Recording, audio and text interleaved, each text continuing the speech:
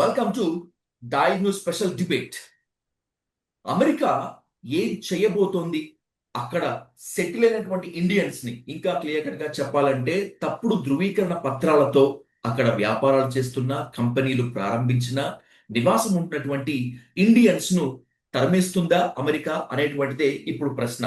ఖచ్చితంగా తరిమేయాల్సిందే అంటున్నారు అమెరికాలో పేరుగాంచిన సోషల్ ఇన్ఫ్లుయెన్సర్లు, అలాగే యూట్యూబర్లు. అలా డిమాండ్ చేయటం మాత్రమే కాకుండా ఇదిగో ఈ తప్పులు చేశారు అంటూ వాళ్ళు సాక్ష్యాధారాలతో సహా చూపిస్తున్నటువంటి ఈ నేపథ్యంలో రాబోయేటువంటి రోజుల్లో అక్రమంగా అమెరికాలో నివాసం ఉంటున్నటువంటి ఇండియన్స్ కు కష్టాలు తప్పవా అనేటువంటి దానిపై ఇన్ డీటెయిల్ గా ఇన్ డెప్త్ గా డిస్కస్ చేద్దాం. Let's invite global Telangana association founder Kalavala Vishweshwara Reddy garu అంటూ the dial news hot seat with Vijay Sahu. Vishweshwara Reddy నమస్కారం. గారు నమస్తే. థ్యాంక్ యూ నమస్కారం. సో మచ్ నమస్కారం. For giving the time sir. Because ఎందుకంటే ఇప్పుడు చాలా crucial time, two most important topics తో వచ్చాను. దాంట్లో ఫస్ట్ వన్ సార్. సార్, ఇప్పటి వరకు ఒక లెక్క, ఇక ముందు ఒక లెక్క అన్నట్టుగా ఉంది అమెరికాలో ఉన్నటువంటి కొంతమంది భారతీయుల పరిస్థితి. ఇదిగో వీళ్ళు తప్పుడు ధృవీకరణ పత్రాలతో అమెరికా చట్టాలకు తూట్లు పొడుస్తున్నారు, అలాగే అమెరికన్ల జాబ్కు ఎసరు పెట్టారని చెప్పి అక్కడ సోషల్ మీడియా ఇన్ఫ్లుయెన్సర్లు, యూట్యూబర్స్ సాక్ష్యాలతో సహా ఆడుకుంటున్నారు. ఏంటి రాబోయేటువంటి రోజుల్లో అక్రమంగా ఉంటున్నటువంటి వాళ్ళని మెడబట్టుకొని బయటికి గెంటేయటం తప్పదా సార్? ఓవరాల్ గా ఈ ఇష్యూ పైన మీ అనాలిసిస్ సార్. బేసికల్‌గా ఏం జరుగుతుంది అంటే, మన వాళ్ళు మైగ్రేషన్ లాస్ట్ 10 ఇయర్స్‌లో స్టూడెంట్స్ రూపకంగా చాలా మందొచ్చారు. 10-12 ఇయర్స్ నుంచి చాలా అంటే చాలా ఇట్స్ ఎ గుడ్ నంబర్ వచ్చింది. మీకు తెలుసు మనది Hyderabad consulate is the biggest US consulate. దాని ద్వారా అంటే మన 2 తెలుగు రాష్ట్రాల నుంచి చాలా మంది ఇక్కడికి రావడం. ఫస్ట్ స్టూడెంట్స్ వస్తారు F1, దాని తర్వాత H1కి వెళ్తారు. ఇంకా గ్రీన్ కార్డ్స్ రాలేదు వీళ్ళందరికీ. ఈ లాస్ట్ 10-12 ఇయర్స్ ఉన్న వాళ్ళకి ఎవరికి కూడా గ్రీన్ కార్డులు రాలేదు.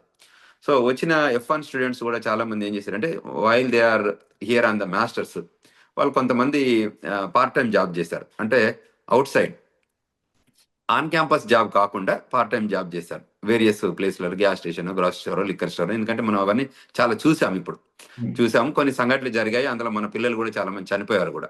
అంటే అక్కడికి వెళ్ళడం, డోర్ డాష్ చేయడం లాంటి యాక్టివిటీ ఇక్కడ కూడా చేయడం వల్ల డెలివరీ దగ్గర కూడా చనిపోయిన వాళ్ళు ఉన్నారు. తర్వాత స్టోర్లలో షూటింగ్ అయిన వాళ్ళు ఉన్నారు. అంటే అదే విధంగా ఏంటంటే H1 మీద ఈ మధ్య ఈ మీడియా మీరు అన్నట్టు ఇన్ఫ్లుయెన్సర్స్, యూట్యూబర్స్ అంతా కలిసి ఏం చేశారంటే make America great again team అని ఒకటి ఏర్పడ్డది. ఇప్పుడు ఏంటంటే ప్రపంచంలో ఉన్న అన్ని దేశాల నుంచి వచ్చి మా దేశంలో ఉంటున్నారు, కానీ ఇండియా నుంచి వచ్చిన వాళ్ళు మాత్రం మా జాబులు పట్టుకెళ్తున్నారు అనేది ఒకటి మెసేజ్ బాగా పంపించగలిగారు. ఎందుకంటే ఇన్స్టాగ్రాము, ఈ యూట్యూబ్, ఈ రీల్స్ కానీ లేకపోతే సోషల్ మీడియా ఏదైతే ఇన్ఫ్లుయెన్స్ ఉంటుందో వాళ్ళందరూ కూడా చాలా అంటే పద్ధతి ప్రకారం ఒక ఒక ఆర్గనైజ్డ్ వేలో వచ్చి ఎక్కడైతే మన వాళ్ళు ఉంటారో, ఎస్పెషల్లీ మొన్న మోస్ట్ రీసెంట్ గానైతే ఒక 2-3 వీడియోస్ బాగా వైరల్ అయ్యాయి. ఆ వైరల్లో ఏంటంటే వాళ్ళు కంపెనీ రిజిస్టర్ చేస్తే ఎక్కడ రిజిస్టర్ చేశారు, ఎంతమంది ఎంప్లాయీస్ ఉన్నారు, ఎంప్లాయీస్ అందరు ఏరియా అన్న టైపు వాళ్ళ ఇంటికి వెళ్ళడం, దాని తర్వాత ఆఫీస్కి వెళ్ళడం. అదేవిధంగా ఒకళ్ళు మనలు ట్రక్ లో మన ఫుడ్ రెస్టారెంట్ పెడితే దానికి కూడా ఆ ట్రక్ దగ్గరికి వెళ్ళి దాన్ని ఇంటర్వ్యూ చేసుకొని అదంతా now it is in social media, YouTube లో ఉన్నవన్నీ చేయడం. తర్వాత ఈ మధ్య రీసెంట్గా ఫ్రిస్కో, టెక్సస్, ఇది అనేది యాక్చువల్గా ఏంటంటే ఈ మధ్య తెలుగు పాపులేషన్ బాగా మైగ్రేట్ అయిన యుఎస్ లో బాగా మైగ్రేట్ అయి సెటిల్ అయింది ఫ్రిస్కో, టెక్సస్. టిపికల్ గా అమెరికాలో నేను ఎప్పుడు చెప్తుంటాను 4 హైదరాబాద్లు ఉన్నాయంటాను. ఒకప్పటి హిస్టారికల్ గా ఒక 40 ఏళ్ల నుంచి ఉన్న హైదరాబాద్ ఏంటంటే ఎడిసన్, న్యూజెర్సీ, తర్వాత ఫ్రీమాంట్, కాలిఫోర్నియా, తర్వాత Ashburn, Virginia, and Frisco, Texas. Frisco, Texas is most recent Hyderabad అన్నట్టు. అంటే heavily Telugu population. Okay sir. ఆ ఊర్లో మొత్తం 80% వరకే తెలుగు వాళ్ళే సెటిల్ అయిపోయారు. సో అంత అంటే కాన్సన్ట్రేటెడ్ పాపులేషన్ అన్నట్టు ఒకే దగ్గర లొకేటెడ్ అయి ఉన్నారు. సో దాంతో ఏమైపోయింది, అందరికి కన్ను కొడుతుంది, అరే వీళ్ళంతా ఎట్లొచ్చారు, ఎక్కడి నుంచి వచ్చారు. ఇప్పుడు వీళ్ళు ఏమంటారంటే మెక్సికో నుంచి రావడానికి, కెనడా నుంచి రావడానికి అయితే మాకు బై రోడ్ రావచ్చు, వీళ్ళు 7 సముద్రాలు దాటి ఎట్లొచ్చారు ఇంత దూరం, ఏ రకంగా వీళ్ళు రాగలిగారు అన్న దాని మీద రీసెర్చ్ చేస్తారు వాళ్ళందరూ. సో దాన్ని అందులో భాగంగానే జరిగిన ఈ అనాలిసిస్ లో సో వాళ్ళకి కూడా ఈ ఓర్వలేని తరం ఉంటది కదా చాలా మందికి. ఆ బ్యాచ్ లో దానిలో భాగంగానే ఈ యూట్యూబర్స్ వాళ్ళు వెళ్ళి అంటే వెరిఫికేషన్, వాలిడేషన్ చేస్తుంటే కొన్ని మిస్టేక్స్ చేస్తుంటే ఉండొచ్చు. ఆ మిస్టేక్స్ దానికి సొల్యూషన్స్ ఉంటాయి. కాకపోతే వీళ్ళు దీన్ని పోర్ట్రే చేయడం ఏంటంటే చాలా ఆర్గనైజ్డ్ క్రైమ్ లాగా చేస్తున్నారు వీళ్ళు.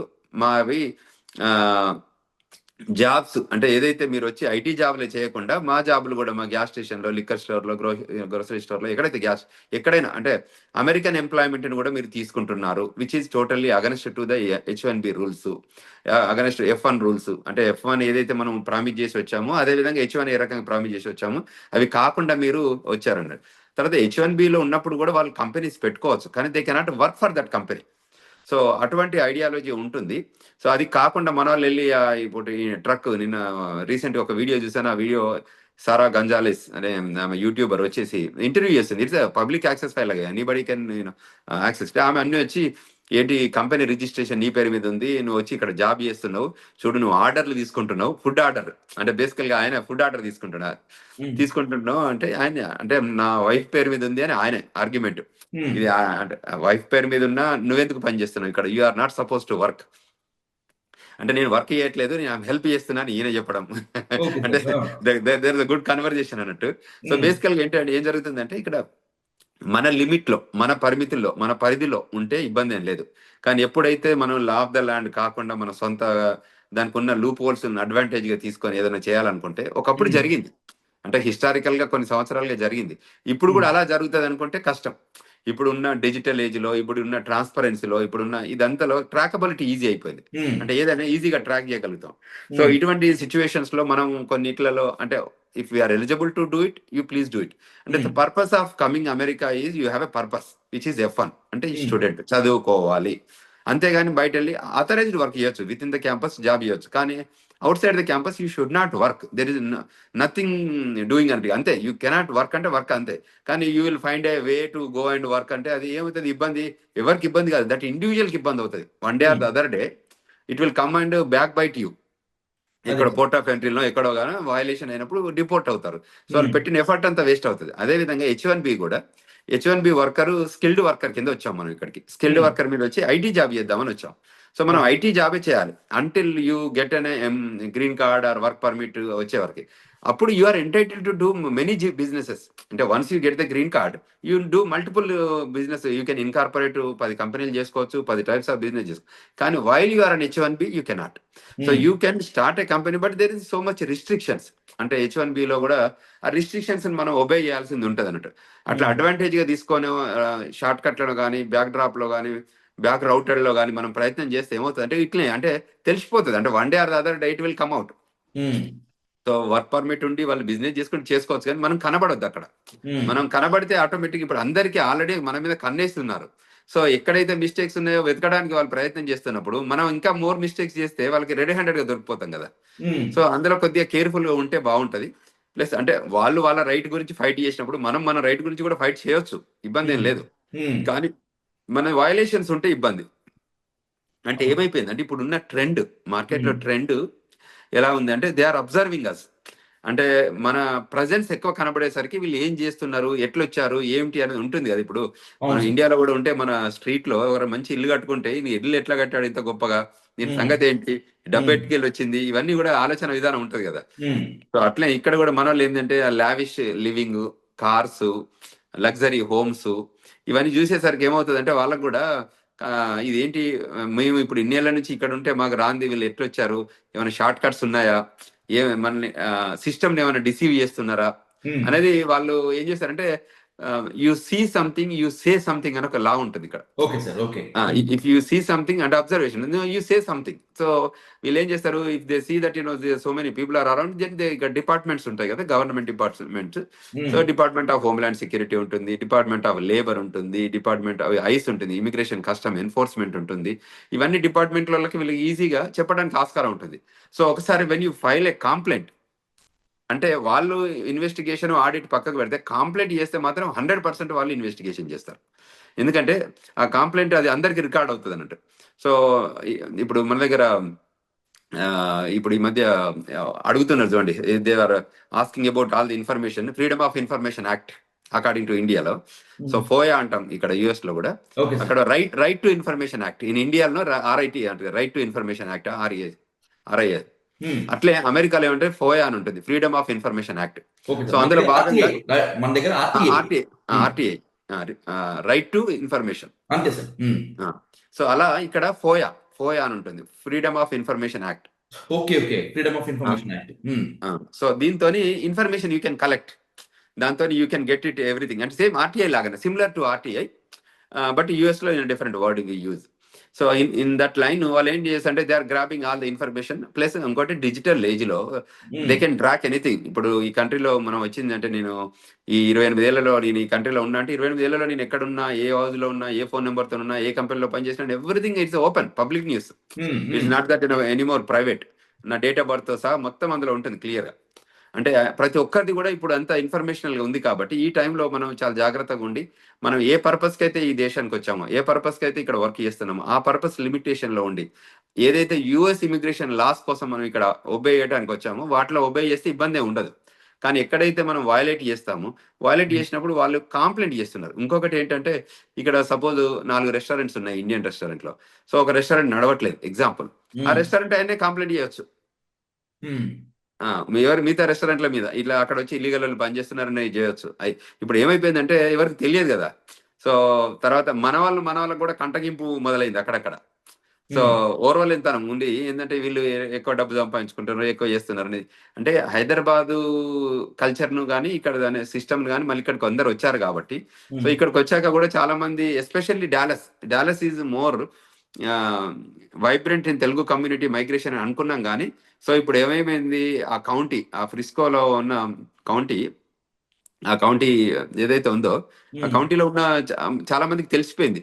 తెలిసిపోయి ఇన్స్టాగ్రామ్ కానీ దీని రూపకం కానీ ఏం జరుగుతుంది అనేది ఒక తెలిసిన కాబట్టి మనం కొంచెం ఇందులో జాగ్రత్త పడితే బాగుంటుంది. సో ఒబే దాన్ని ఉంటే బాగుంటుంది అనేది మన ఉద్దేశం. ఎందుకైనా ఇప్పుడు అమెరికన్స్, మనం ఇంతకుముందు ఇంటర్వ్యూలో కూడా చాలా మాట్లాడుకున్నాం సార్. బికాజ్ ఇండియన్స్ మీద చాలా మంది అమెరికన్స్ కి ఒక రకమైనటువంటి విద్వేషం ఉంటుంది. ఐ మీన్ వాళ్ళు ఇక్కడికి వచ్చి మా జాబ్స్ కొట్టేశారు, మా ఉపాధి కొట్టేశారు అని చెప్పి అది ఈ రూపంలో బయటపడుతుంది కదా. ఇది కంటిన్యూ అయ్యే ఛాన్స్ ఉంటుందా సార్, లేదంటే ఫుల్ స్టాప్ పడే ఛాన్స్ ఉంటుందా? ఫుల్ స్టాప్ ఉండదు, కంటిన్యూషన్ ఉంటుంది. ఎందుకంటే ఇన్ఫర్మేషన్ తెలిసింది కదా, ఇన్ఫర్మేషన్ తెలిసింది కాబట్టి అది స్లోగా ఇంక్రిమెంట్ అయితే తప్ప తగ్గదు. ఎందుకంటే మన ప్రజెంట్స్ అయితే ఇప్పుడు ఈ సంవత్సరం F1 స్టూడెంట్స్ తగ్గారు, తర్వాత H1B ఇండియా నుంచి వచ్చే వాళ్ళు తగ్గారు. సో ఆ పాపులేషన్ అంటే ఎక్కడైతే ఇంపాక్ట్ ఉందో, ఎక్కడైతే ఆ ఇన్ఫ్లుయెన్స్ ఉందో అక్కడ కంటిన్యూషన్ గా ఉంటుంది అది.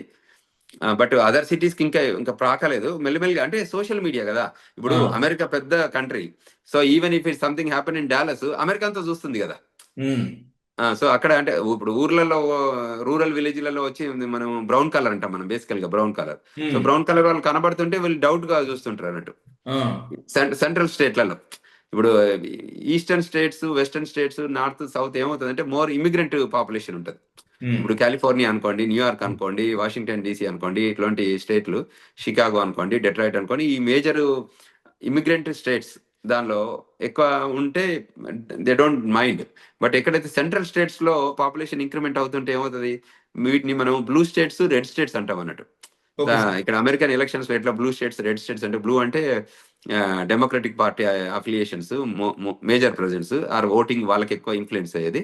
రెండవది రెడ్ స్టేట్స్ అంటే రిపబ్లికన్ పార్టీ.